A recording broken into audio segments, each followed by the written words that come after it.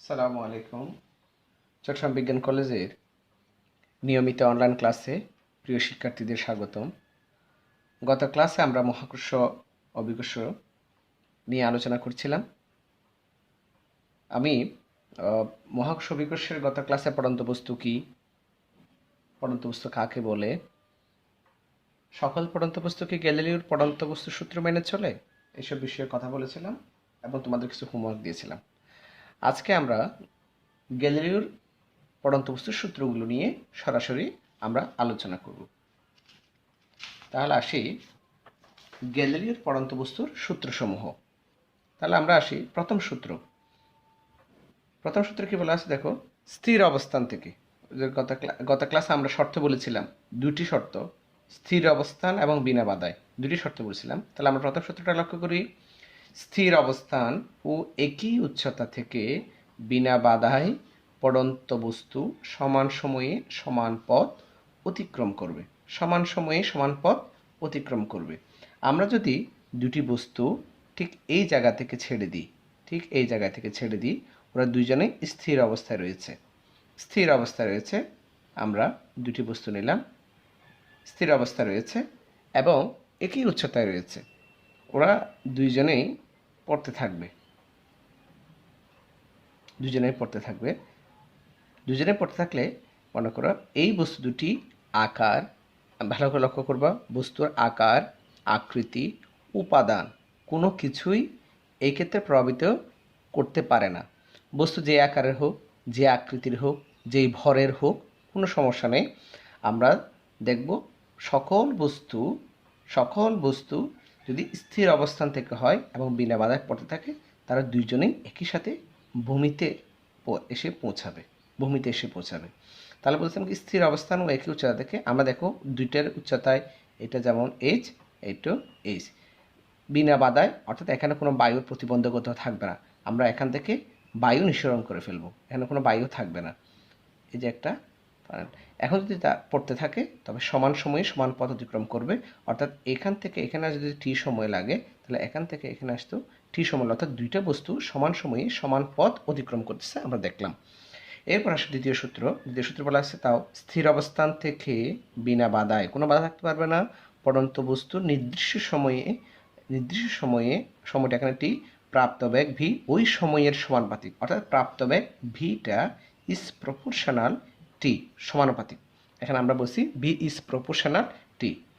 যদি এটাকে আমরা অ্যাপ্লাইড ফর্মে নিয়ে যাই, আমরা কীভাবে এটা ইউজ করব, তখন হবে এটা V one divide by T one equal to V two divide by T two. এটা হচ্ছে আমাদের প্রয়োগ ফর্ম, এটা দিয়ে আমরা ইউজ করতে পারবো, ম্যাথ করতে পারবো। যদি আমরা বলি এরকম যে একটি বস্তু পড়তেছে, যদি এটি টি ওয়ান সময়ে, অর্থাৎ 1 সেকেন্ডে, যদি আমরা 1 সেকেন্ডে যদি এটি এস দূরত্ব অতিক্রম করে, তাহলে 2 সেকেন্ডে এটা সেকেন্ড, তাহলে এটা 2s দূরত্ব কী করবে, অতিক্রম করবে। 3 সেকেন্ডে 3s দূরত্ব কী করবে, অতিক্রম করবে।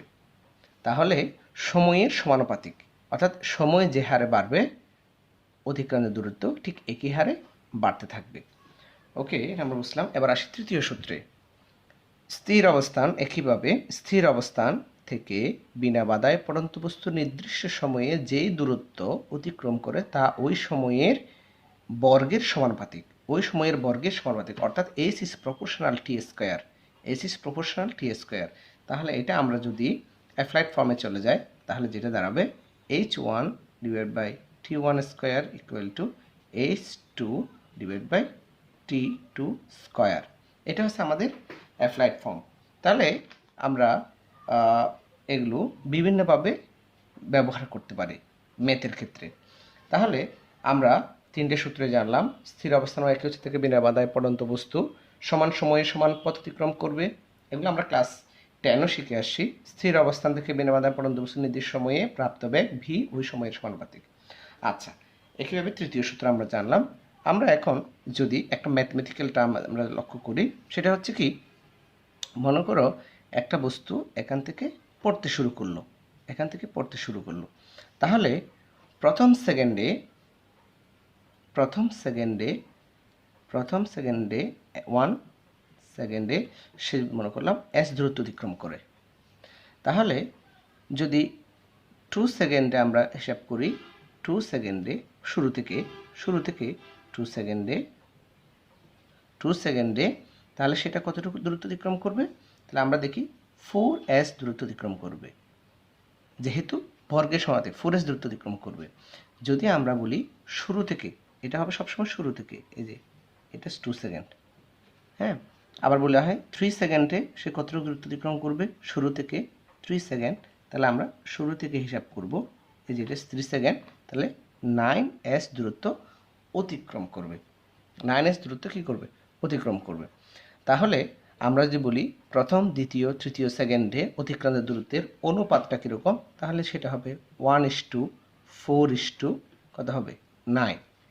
এখন যদি তোমাকে বলে শুধু চতুর্থ সেকেন্ডে সে কতটুকু দূরত্ব অতিক্রম করছে, সরি, শুধু দ্বিতীয় সেকেন্ডে সে কতটুকু দূরত্ব অতিক্রম করছে, দ্বিতীয় সেকেন্ডে, তাহলে প্রথম সেকেন্ডে যদি সে এস দূরত্ব অতিক্রম করে, আর যদি শুরু থেকে 2 সেকেন্ডে যদি সে 4s দূরত্ব অতিক্রম শুরু করে, তাহলে এটা হচ্ছে কি শুরু থেকে 2 সেকেন্ডে, শুরু থেকে 2 সেকেন্ডে, তাহলে শুধুমাত্র 2 সেকেন্ডে বললে, তাহলে এটা হচ্ছে শুধুমাত্র 2 সেকেন্ডে, শুধু 2 সেকেন্ডে, অর্থাৎ 2 নং সেকেন্ডে, 2 নং সেকেন্ডে অতিক্রান্ত দূরত্ব কত?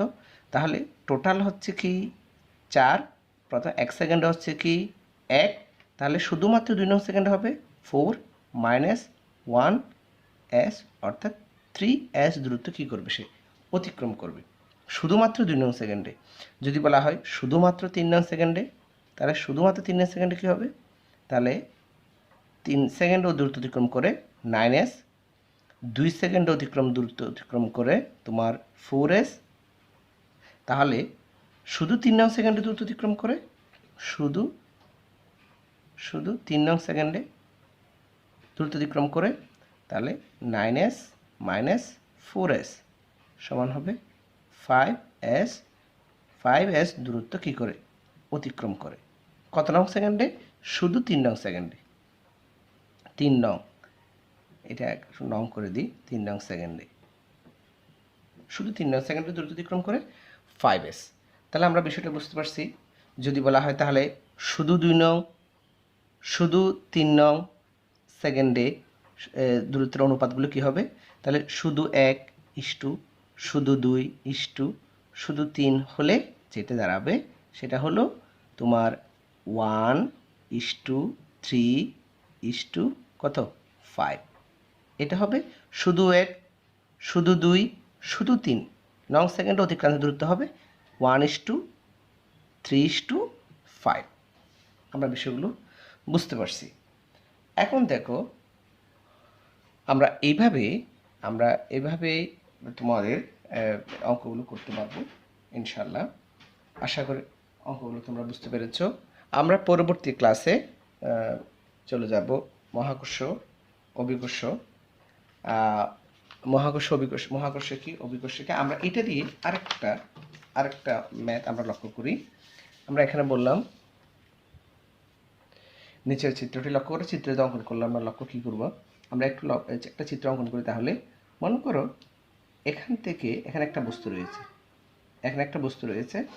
এখান থেকে এটার দূরত্ব হচ্ছে, তাহলে একটা বস্তু ভূমি থেকে 150 মিটার উপরে রয়েছে, 150 মিটার উপরে রয়েছে। বস্তুটি উপর থেকে নিচের দিকে পড়তে থাকবে। আমি ধরে নিলাম বস্তুটি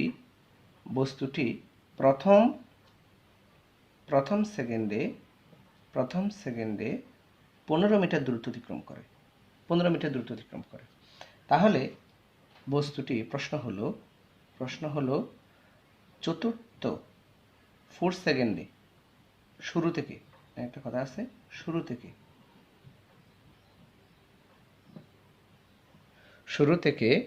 4 সেকেন্ডে সেকেন্ডে কতটুকু দূরত্ব অতিক্রম করবে, কতটুকু দূরত্ব অতিক্রম করবে।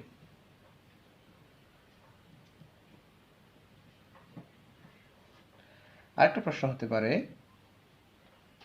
শুরু থেকে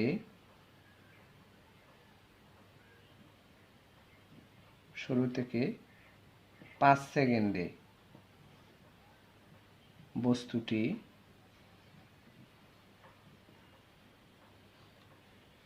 শুরু থেকে 5 সেকেন্ড পর বস্তুটি ভূমি থেকে কতটুকু উপরে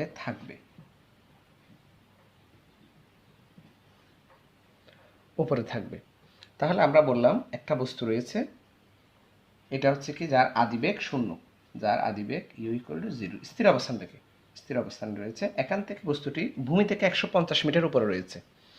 1 সেকেন্ডে সে 15 মিটার দূরত্ব অতিক্রম করে।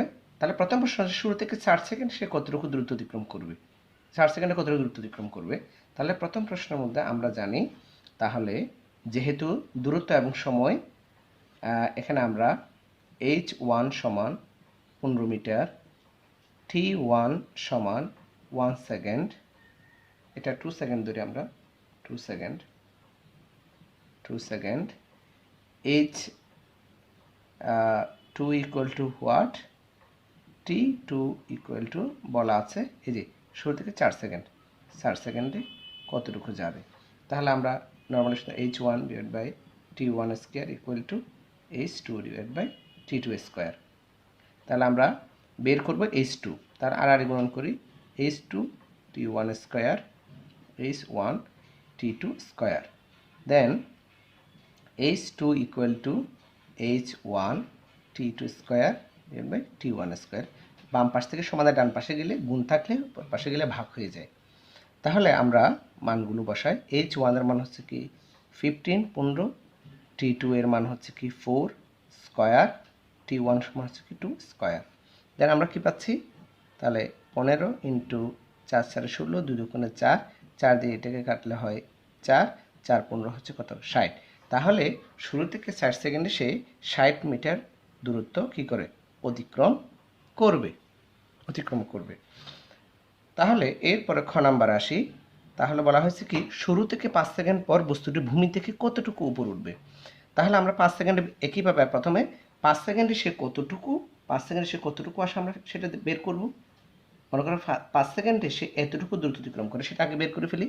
তাহলে একই নিয়মে h1 divide by t1 square, h2 divide by t2 square, then h2 t1 square h1 t2 square, then আমরা বলতে পারি h2 equal to h1 t2 square divide by t1 square.